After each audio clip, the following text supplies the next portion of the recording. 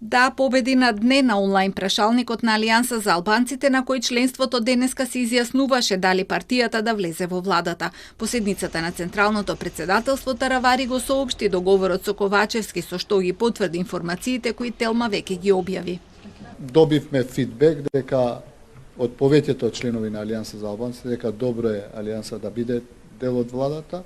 Исто така и повеќето членови на Централното председателство донесоа одлука со пакетот што го испрезентиравме пред Централното председателство, Алијанса за албанците да биде дел од владата, и тоа со два заменици министри за одбрана и за земјоделство и 3 министерства, или тоа образование, правда и здравство се сигурни, и третото министерство ќе биде или Министерство за информатичко општество или заменик премиер за економски и стопанствени прашања. Ова се одлуките. За кадровските решенија сега ќе продолжи Централното собрание и ќе разговараме.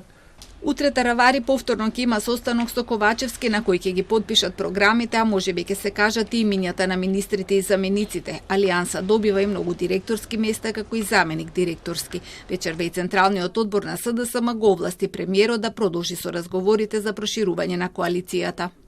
Со принципите на платформата за соработка со Алијанса за албанците, кои денеска ги одобри Централниот одбор, се обезбедуваат сите услови за политичка стабилност и зголемена ефикасност на собранието и институциите.